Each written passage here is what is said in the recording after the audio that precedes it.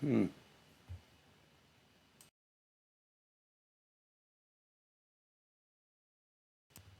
Hmm.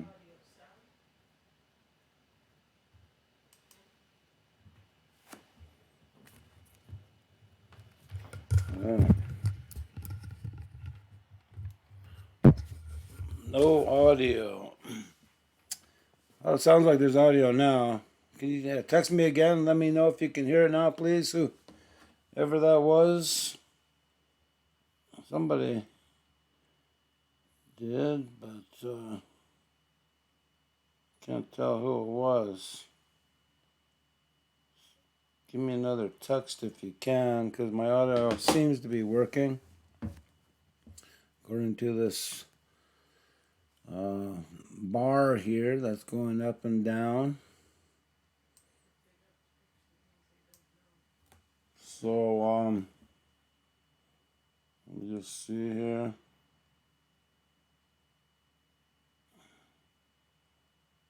Yeah, if somebody can just let me know if there's audio now,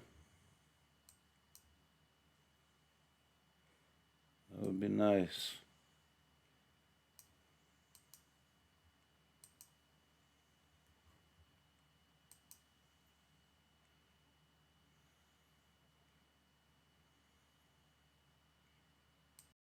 No. Okay, let's try that. Okay, it's working. It's working. Thanks, Neil. Let me know. Okay. Guess I have to start all over again. Anyway, like I say, it's been a while since we've been here doing this history.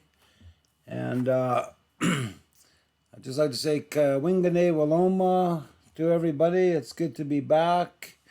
And Ninunjai, rather, Nindashinze Kike Mark Peters. And Ninunjai Nalahi, the Muncie Delaware Nation, up the river from Nahi, Alena Pawe Lakawit. And it's good to be back on June the 13th, 2021. Last time we ended around the year 1763. I did a recap basically of the past 14,000 years until that date. And I was planning to get into what's known as Pontiac's War tonight, but as usual, I had second thoughts, and we're not going to quite make it there tonight. I plan to get right into that next week, however. And tonight we're going to sort of just focus on this time period that we're at, 1763, a bit before and a bit after. And we're going to focus on this gentleman by the name of Teedyuscung, who I've been talking about quite a bit in previous sessions. And events that he was involved in. He was not a Muncie Delaware. He was a Delaware, as generally known, but he was Unami, Turtle people from born in Trenton, New Jersey, actually, around the year 1700.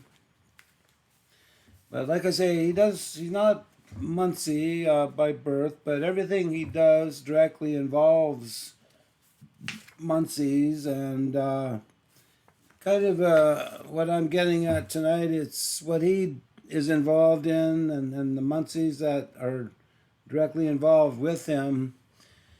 It provides somewhat of a typical example of how land issues were dealt with by colonials and impacted on First Nations, as I'm going to call these folks in this area, the native people, as we call ourselves here in Canada, and how these events regarding land like this continued for, have been going on for some time and continue for many years after, and talk about the various consequences that arise because of the way these lands are dealt with.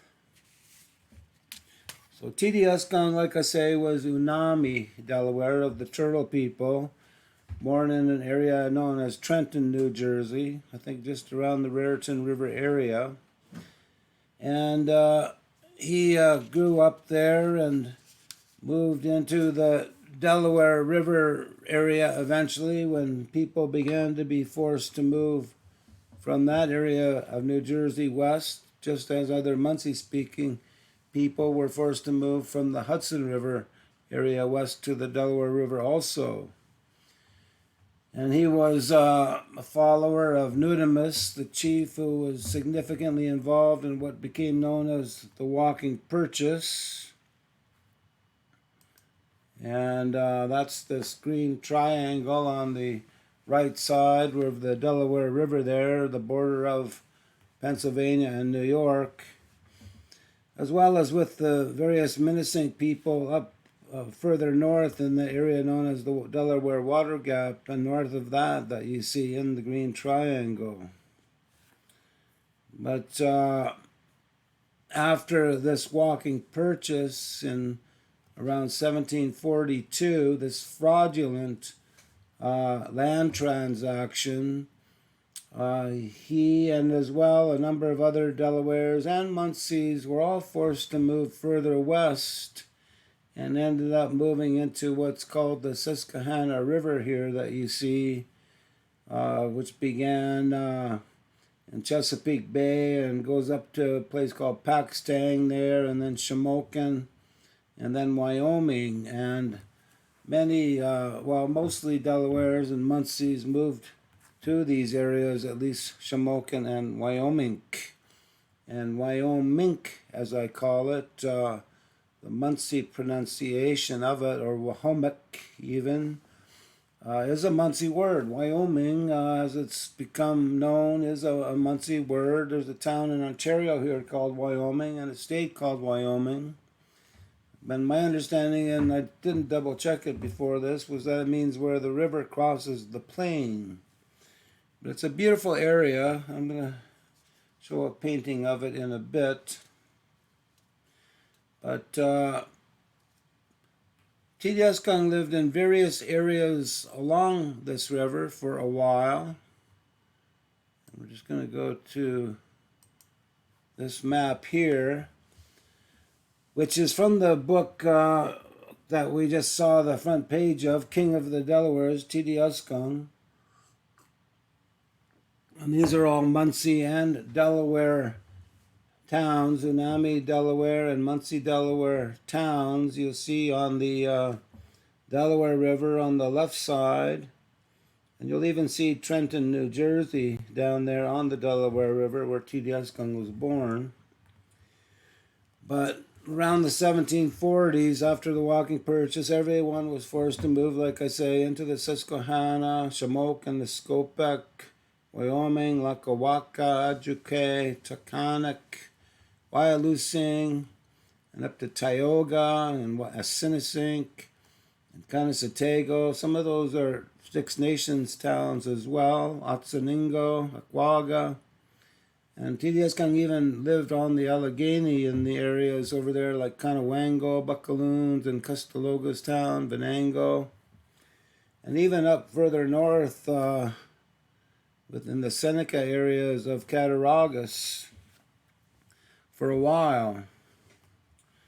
But he came back and settled in the Wyoming area around the 1750s with his people. And, whoops, what happened there? Oh, there we go. Wrong one. But anyway, like I say, back into this Wyoming area with his people that he was somewhat leading the group of people that moved there with him during that time. He was one of the first Delawares, along with another First Nations man named Abraham, who was a Mohican, to join the Moravian faith, the Moravians who were coming into this area around this time as well. However, he didn't stay for very long and moved on to do his own thing, I guess you could say, but had somewhat embraced the Moravian way of doing things, and maybe not so much the religion, but the way they lived, which was not much different than the way the Muncies and Delawares lived as well, farming and hunting, making what they needed to do those things, to hunt, to cook, to store food. They also built rather longer term cabins than the Muncies and Delawares had been used to, though. And many people, as I've said before, joined in with them, especially people who were having a very hard time. And the Moravians provided a sort of sanctuary for them to uh, live and get better, I guess you could say, from the different illnesses, mental and physical, that they were facing because of the events that happened before that. Teedyuscung was, I guess it's described as someone who tried to bridge the gap between the Indian, the First Nations world, and the new European way of things that was coming into the country, wanting to keep certain traditions, principles, I guess you could say, that made good people, kindness and charity, respect and trust, and those things that basically are similar to the seven grandfather teachings of the Anishinaabe. But he was also very much willing to have his people learn how to read and write and to build these houses, which were a bit more permanent than the ones they'd been used to building and living in over time. And he, like I say, was kind of a person who wanted to maintain certain traditions, but also understand and learn certain European ways as well, in a way to, live a good life and get along with the people who were now moving into the country. He's in the middle between people like David Zeisberger here on the left, who's seen preaching to the Indians during this time period, or maybe a little after.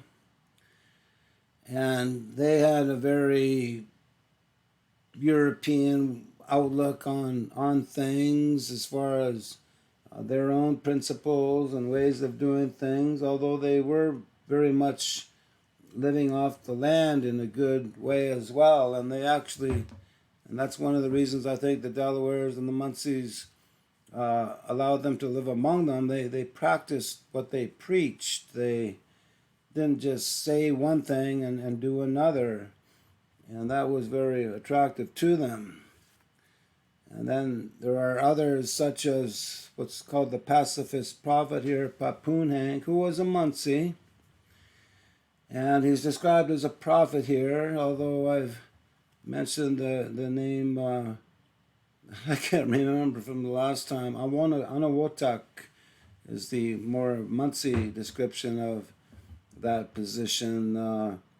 But he was someone who believed more. He came to believe more in the Moravian way of things, and wanted his people to join with him in that way of living. And then you've got other men like in the bottom middle here, like the man with the feathers and the red shirt and the war club. That's an artist rendition of a man named Wangoman, who was a Muncie as well, prophet on the upper Ohio area near Lake Erie. And he, and as well the man on the upper left, the statue bust of this man here, is a man called Neolin. And the painting beside him is a representation of him as well. And, nobody knows exactly what they looked like, but these are artists who took the time to probably do some research and have some idea of what they may have looked like at this time. And as I've said before, it's just interesting that people took the time to learn about these men and had the interest in them to do these paintings and this bronze bust of Neolin and Wangaman and write a book about Papoon. These are all Muncies. And like I say, Teedyuscung kind of rode the middle ground where Papoon Hank wanted people to join more in the Moravian faith. And then you've got Neolin and Wangaman who wanted people to simply go back to the traditional way of living, not just practicing the way of living, the principles of goodness and kindness and charity and trust and respect and all those things, but actually to be able to make their own products as far as what they needed to do for hunting and cooking and all these things, and to be less reliant on European goods. The plaque in the middle is a reference to Wangoman and Zeisberger at a place called Hickory Town in 1767. So there's a lot of information about these guys that is starting to come out now. I just wanted to mention, like I say, that Teedyuscung kind of rode through the middle between what you might call the left and the right in regards to what these men believed in.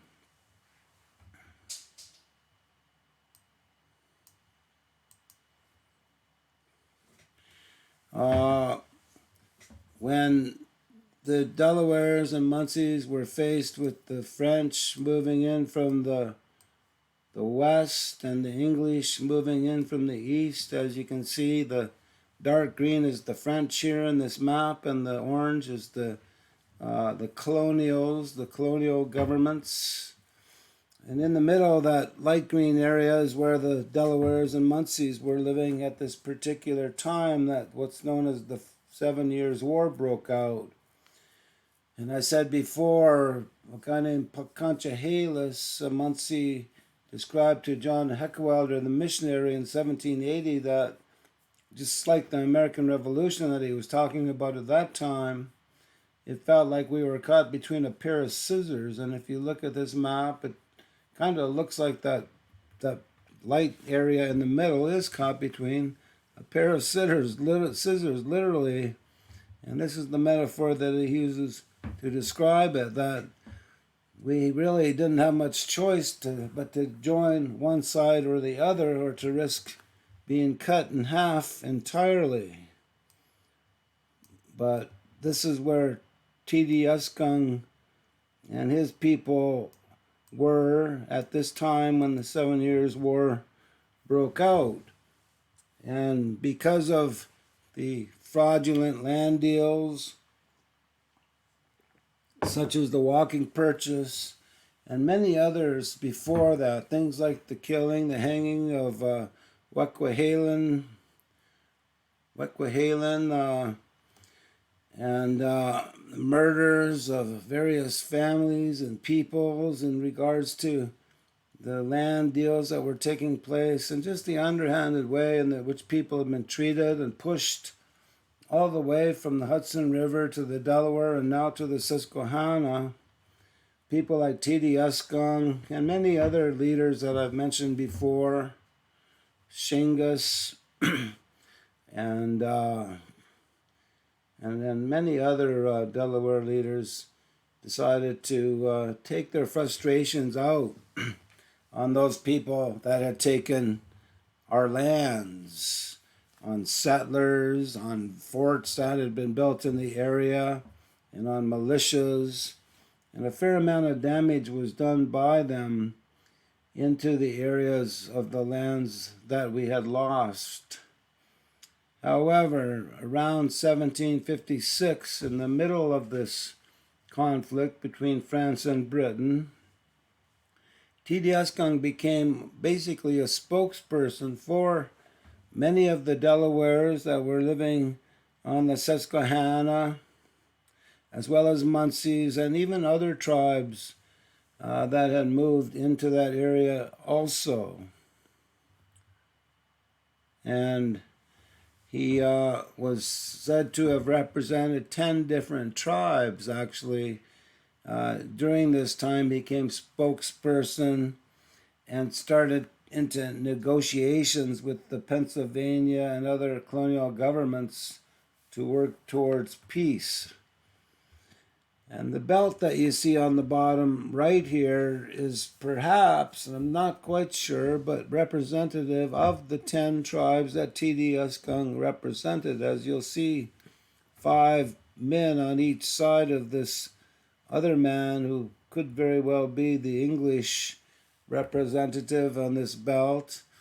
And it's said during the Treaty of Easton that Teedyuscung had this belt made by the women, the Munsee women in particular, in one day to have it ready. And then yet there's another story that it was given to him by the Six Nations to present to the colonial governments at this treaty. But anyway, it surely looks like the belt that's talked about at the Treaty of Easton, I guess is what I want to say. Not sure. I guess we better shrink this map here.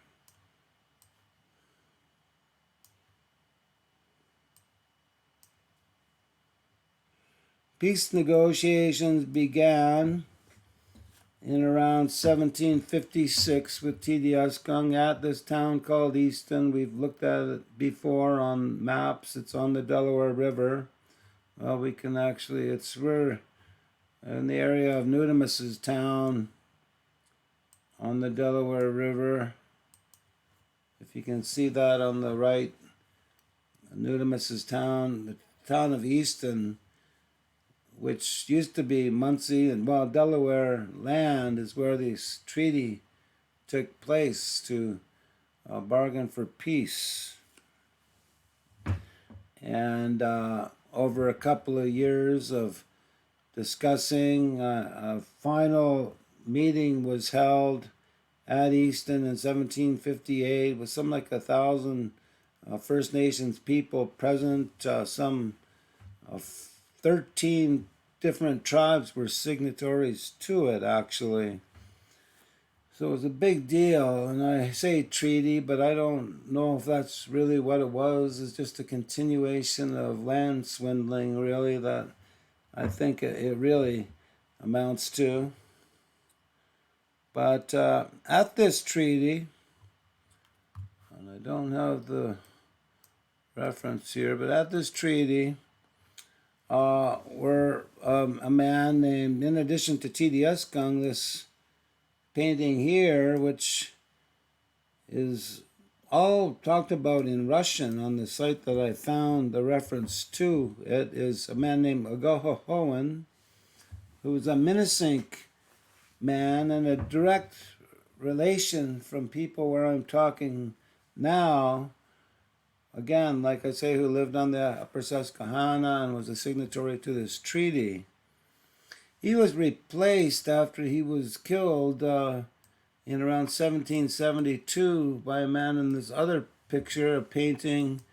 Again, when I put in the name Lohakis, this is the painting that comes up again in Russian reference. But it's interesting how many different people, not just around in North America, but around the world, seem to have this interest and want to put their hands to painting these excellent visual references to our relatives. So the painting in the middle on the top between myself and Agohohoan refers to this man named Lahakis, who replaced Agohohoan in the 1770s and was a chief here in Munsee, where I'm talking from right now, until the War of 1812, when he was killed in battle. And we're going to be talking a lot more about Agohohoan and his wife, Queen Esther, much to be said about her as well. And other women like her who had significant roles in the history of our peoples, but also Lauhakis, who moved from the Susquehanna to here in Muncie on the Thames River and was a chief here, and like I say, was killed during the War of 1812. And I'm not sure if he was actually buried in Moraviantown or Alanapawelakawit, Nahi, down the river from us here. I'm pretty sure my buddy there, Daryl Stonefish, mentioned that to me. He was buried there, or else he knows where he was buried when he was killed in that war. So like I say, we're getting pretty close to home in all this. There were other Munsee villages and Minisink villages represented at the Treaty of Easton as well. But I'd like to just go to this oral statement made by Teedyuscung during this time period in a chapter called The Dream by Anthony Wallace in the book here. And it's a statement by Teedyuscung, and it shows his oratorical skills and his clear thinking and his real, I guess, ambitions and hopes for his people in regards to living at this area called Wyoming, or Wyoming on the Susquehanna. He says in July of 1757, he says, "We intend to settle at Wyoming," and I've mentioned this before in another session, but we intend to settle at Wyoming, and we want to have certain boundaries fixed between you and us, and a certain tract of land fixed, which it shall not be lawful for us or our children ever to sell, nor for you or any of your children ever to buy. We would have the boundaries fixed all around. We're talking about 1 million acres or so here, agreeable to the draft map or survey we give you, that we may not be pressed on any side, that squatters and other people won't start chopping away at the boundaries of these lands, but have a certain country fixed for our own use and the use of our children forever. And we intend to make a settlement at Wyoming, and to build different houses from what we have done heretofore, such as may last not only for a little time, but for our children after us. And you'll see from this cabin in the bottom left here what he's talking about. This is an example of the types of cabins that some of these people were living in during this period of time. You know, you evolve and adapt, and there's certain things you want to keep, the principles, your ways of life and traditions and ceremonies, but when you find better ways to do certain things, such as the way these cabins were built or using iron pots for cooking, that's evolving and making changes where it's practical and makes sense to do so. So we desire that you will assist us in making our settlements, again, working together, and send us persons to instruct us in building these houses, and making such necessaries as shall be needful, and that persons be sent to instruct us in the Christian religion, which may be for our future welfare, and to instruct our children in reading and writing. And, you know, they're talking about education back in 1757 here as a very important thing for our people, our children, to learn as far as the European type of education, to be able to understand and operate in these two worlds that were coming to clash, or hopefully even more so to be able to live together. we'll see that that doesn't really occur for quite a long time.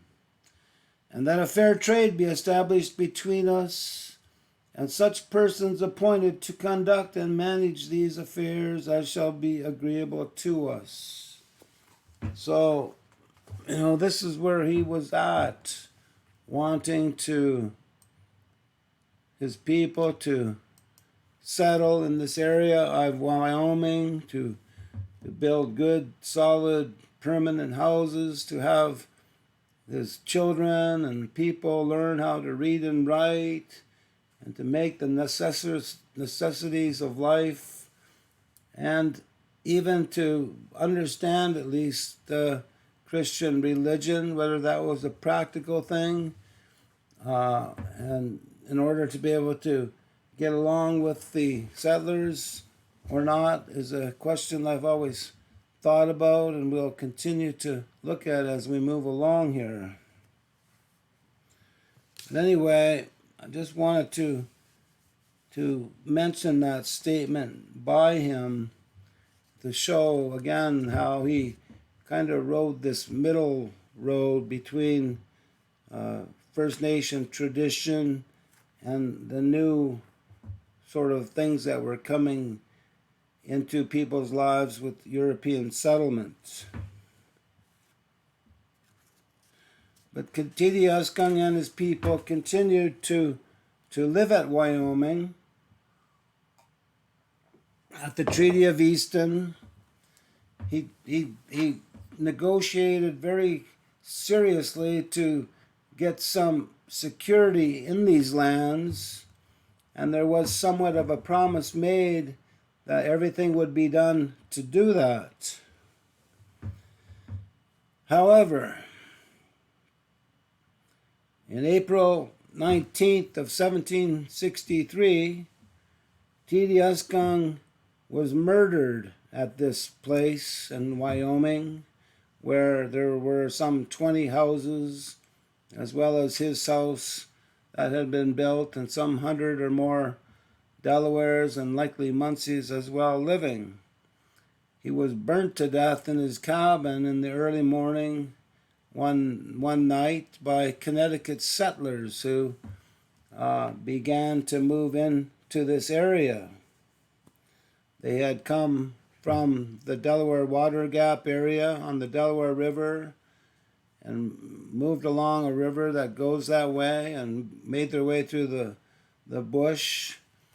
And when they got there, the way they dealt with it was to murder Teedyuscung and then burn all the other houses in the village to scare everybody off.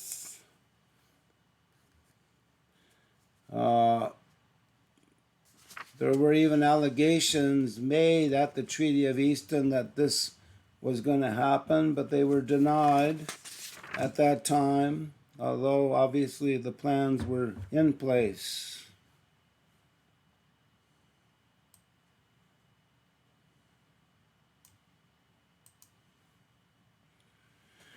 And the Connecticut settlers, as I mentioned, were a group of people who formed what's called the Susquehanna Company in 1753, and they based their rights on a statement by King Charles in 1662, actually, in which when Britain kicked the Dutch out of New York and took over New England all the way down to North Carolina. In his charter, he mentioned that these lands would belong to these certain colonies all the way from the East Coast to the Pacific Ocean. And so you can see here these colonies, North Carolina at the bottom.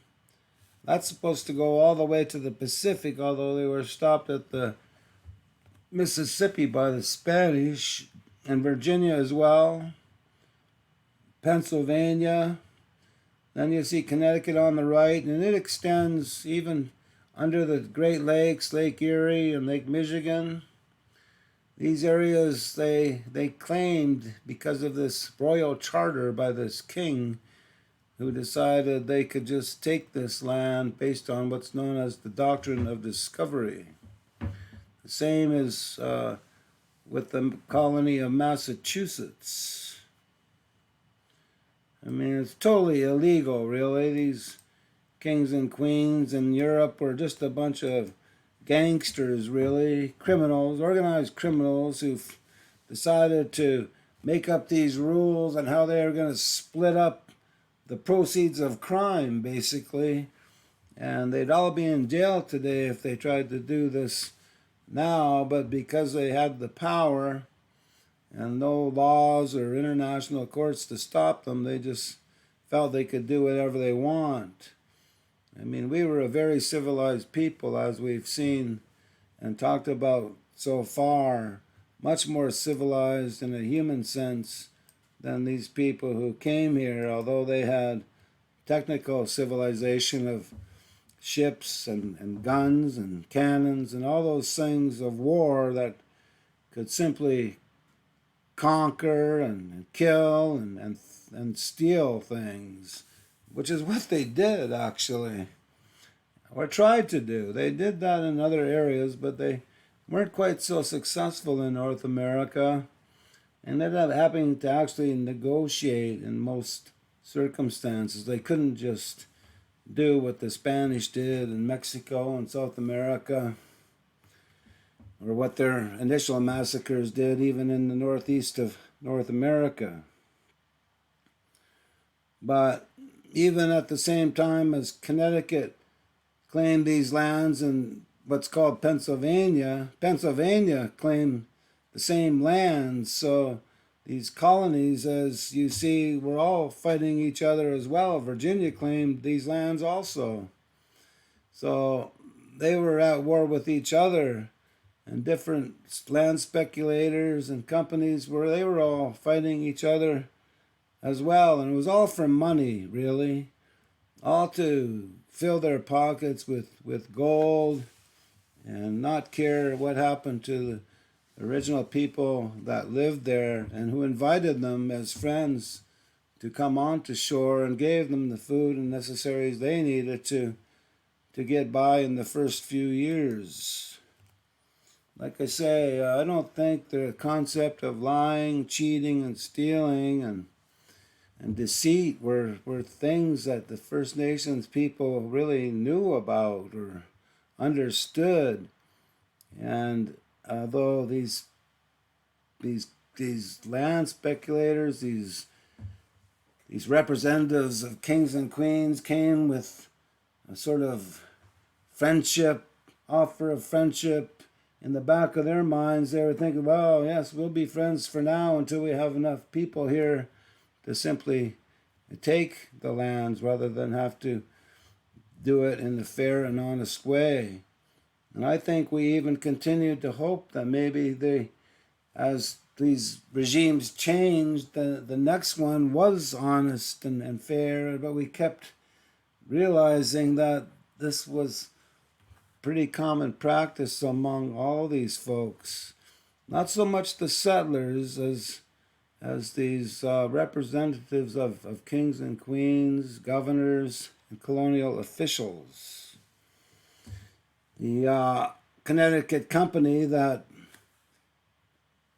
rather the Susquehanna Company that sold the land to these settlers had no royal authority to do it at this particular time, actually. But I'm going to get into that a bit more in a few minutes. Like I say, when Teedyuscung was murdered in his cabin in Wyoming, 20 other homes were burnt on the same night by these Connecticut settlers, as they're called.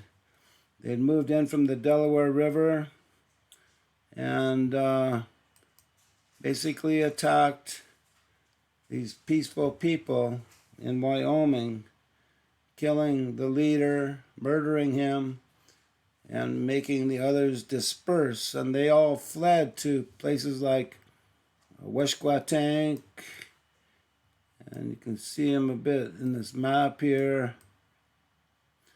Weshquatank. It's hard to see when I still haven't figured out how to put my cursor on this, even though I've been trying to learn to do that. It doesn't really give you any advice on how to do that. But Weshquatank is on the Delaware River, basically. And just south of that is an area called Nain, near Easton. And this is where some of Teedyuscung's peoples left Wyoming to seek shelter with the Moravians, actually. And others went west onto what's called the West Susquehanna, to a place called Big Island, you can see basically in the middle of this page. But everyone fled after Teedyuscung was murdered and all their homes were burned down. And 2 weeks after Teedyuscung was murdered, 24 families had moved in from New England and were settling in the Wyoming area. And many more settlers were expected on a daily basis. And within a month, 150 settlers had moved into Wyoming and taken it over. Again, we've got basically murder and theft here as a way in which this land was taken. Many of these settlers were the same people that Teedyuscung and an Oneida man named Tom King had chased away from this area just a year before. And in addition to the Connecticut settlers that moved in here, settlers known as Pennamites moved in. So you've got these Connecticut settlers under the Susquehanna Company, and then you've got these Pennamites, which were people of Pennsylvania moving in. And again, they were fighting each other and competing with each other as they did that. And some of the families of these Pennamites actually were by the last name Dolson. And that name exists here in Muncie today. So apparently my belief and understanding that some of these were pretty good people, actually. We developed good relationships with them. And when the American Revolution came along, we joined with them as loyalists to the British cause and fought against the colonial, upcoming American people during the American Revolution. And we were all pushed into Upper Canada after the British lost that war.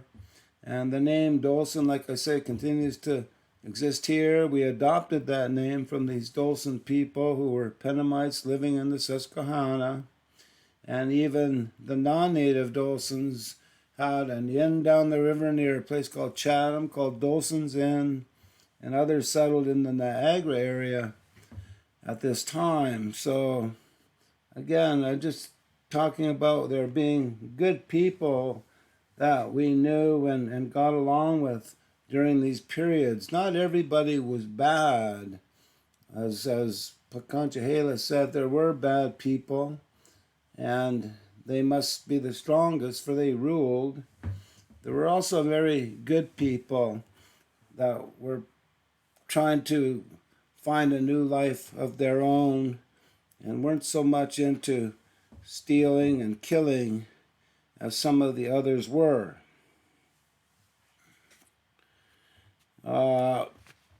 The area of Wyoming, and I might just mention before I get too far, there's a statue on the upper right here. That's a statue of Teedyuscung that was erected, I think, 2002 in Pennsylvania and New York area. It's quite a significant 15-foot statue. And there's a plaque, as there is to many of our Muncie and Delaware peoples, for Teedyuscung. It doesn't say much about him or anything in the plaque, but I think we're going to try and we have been and are talking tonight to fill in the gaps that aren't on that plaque. But historians have somewhat tried to blame the Six Nations for Teedyuscung's murder because it was in the middle of the night. No one took responsibility for it. although the Susquehanna Company did say very publicly that they would kill any Indians that tried to stop settlement in this area. So, but again, certain books, texts, historians have tried to blame the Six Nations for this, but there's no reason for the Six Nations to have done this. Again, Thomas King, the Oneida, was a buddy of Teedyuscung and actually fought against these settlers the year before to prevent them from coming into the area. And the Six Nations were very concerned about keeping the Delawares and Munsee in that area as well as a buffer between the colonists and the Six Nations who were farther up. So it was very much in their interest to make sure Teedyuscung and his people continued to live there, and that the Treaty of Easton were basically part of the promise or hope that Teedyuscung would be given land there with his people to live permanently, and as he describes in his dream in that passage I just read. But 6 months after Teedyuscung was murdered, his son, a man by the name of Captain Bull, and this is supposedly a drawing of him, whether I don't think it's done at the time, and it's probably a kind of a new representation of what he might have looked like.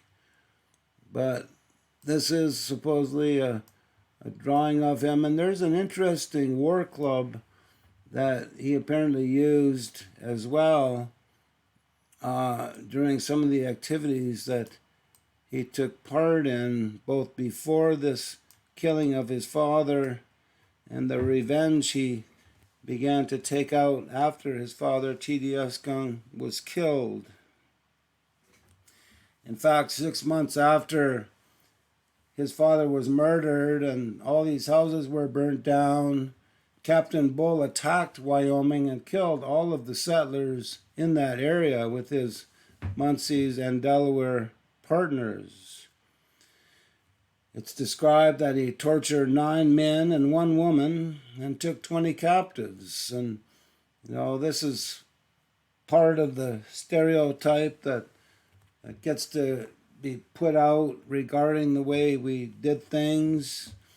I mean, it's like I say, there were good people, and not everyone was killed or taken captive even, but particular people were definitely killed and even tortured and taken captive. And I can only think that these were people who were involved in serious aggravating circumstances, maybe even killing our own people, definitely involved in taking our land, and maybe even burning Teedyuscung's father and all these other houses.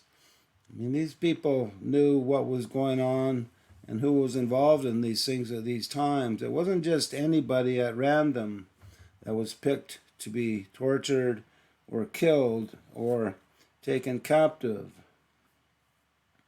There had to be a particular reason for these things. But, it's made to seem like we did these things and the English didn't. But if you take a look at their own practices of hanging, drawing, cutting people's open and having their guts taken out of them and then chopping their arms and legs off, called being hung, drawn, and quartered. That's what it's described as. And it was in public, so everybody could come on a Friday night and watch it. Burning women, people they called witches, alive, and 20 of them at least in Salem during the particular period of time. And these weren't really witches. These were just women who people, for whatever reason, wanted to burn alive. The idea of being witches was just really made up. And even scalping was something that was invented by the Dutch. The Dutch put bounties out for native scalps back in the 1600s, and it was followed by the English as well, who actually began it by, even in England and Europe, they would take your head. But it apparently became pretty inconvenient to carry a few heads around with you on your horse, so they kind of made it more efficient by asking for scalps. And you take the back of your scalp, which has a crown in it, and by doing that you can prove that it's from a single person. And they offered money for these scalps. And I guess, like I say, I'm just saying these things because these are stereotypes that have been continued on for hundreds of years as something we invented, but they really were brought here to us, and we followed suit in very limited certain circumstances regarding torture and scalping as well. We didn't put no bounty on scalps. There's no money involved, but Pennsylvania, New Jersey, and the Dutch West India Company, they placed money, like hundreds of pounds. There was a lot of money to get certain people's scalps, and it didn't really matter. You can't really tell who it came from afterwards, so it put a lot of different people at risk. I mean, even the American Declaration of Independence, Jefferson describes First Nations as merciless Indian savages. That's in the Declaration of Independence. It's pretty harsh language, but it's an example of where the stereotypes even were put into the highest law of American of the land in America. And just continue even to this day. And I think we need to try and show how they're not quite true. I mean, we'd faced massacres by the Dutch West India Company in Manhattan, in New York. Horrible things that they did to our people that I can't even describe, and make some of these things I'm talking about that we did seem like nothing. And to many people at the same time. And up in New England with the Pequots, horrible massacres, and even down south in Virginia and the Carolinas, just horrible massacres that took place. And and numbers of murders that continued to take place in between and after that. Mistreatment of all kinds, racism, and alcohol pushers, like drug pushers that came into our villages against our own wishes and even against their own laws of the colonies to push their alcohol and try and defeat us in that way, and land thefts and all kinds of horrible bad things that we'd gone through for the past 120 years, really, before we even got involved in doing any of these kinds of things. It's like I said before, the straw that broke the camel's back. You can only be pushed and treated badly for so far and for so long before there's just no other choice. And for Captain Bull, when his father, Teedyuscung, who was a great peacemaker and advocate for Delawares and Munsee people, was burned alive in his cabin, and all the other cabins burnt as well. These are the things that probably anyone would do. I mean, look what America did when the two towers were taken down, just invading and destroying countries as revenge, So even today, it's still practiced.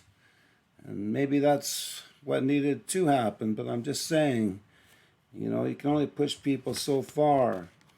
Even these massacres that happened in the 1600s were part of a way of getting our lands. It's becoming somewhat clear that after these massacres, land deals started to get suggested and agreed to by the First Nations in the Hudson area, and likely because, like, here's what's going to happen to you if you don't. And much land was sold after these massacres occurred. So like I say, this is just a son revenging his father's and his people's murder in a way. But it also gave the settlers much reason to take revenge back on the people that were attacking them, and kind of forgetting who started it all in the first place. And this is a pattern that went on for long before this. It's going on at this time and will continue on even until after the American Revolution, and even into the War of 1812, and even into Upper Canada in a way, although it doesn't involve such violence here as it did in America. So, many of the retaliations that we made because of the way we were treated go in the history books as us starting these things, and colonials or American militias and soldiers fighting against us because of the things we did based on the things they did to us before that, if you know what I mean. So it's a vicious circle in a sense, but it's going to continue on for quite a while after these events I'm talking about right now.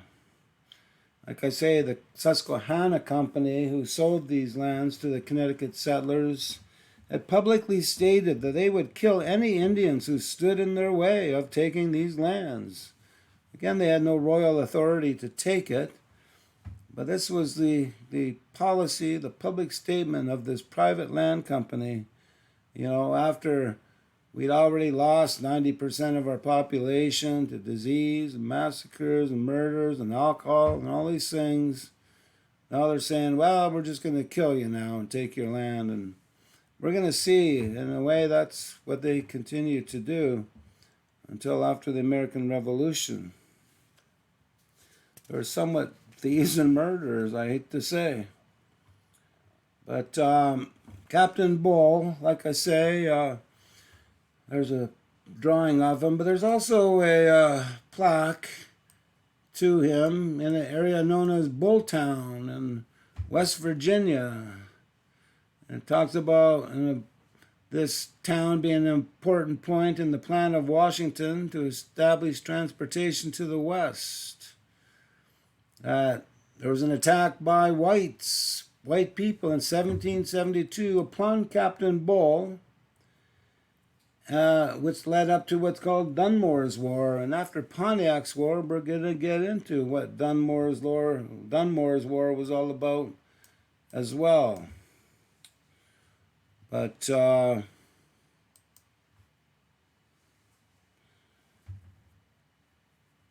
this pattern that I've been talking about, which started even with the Dutch West Indian Company, of threats, murder, massacres, coercion, all kinds of ways to steal and take our lands, continued up until these points. These weren't just settlers trying to make their own way and make a good life, although it included many of them, but they were land speculators, businessmen who saw a way to make money at the expense of our people's lives and futures.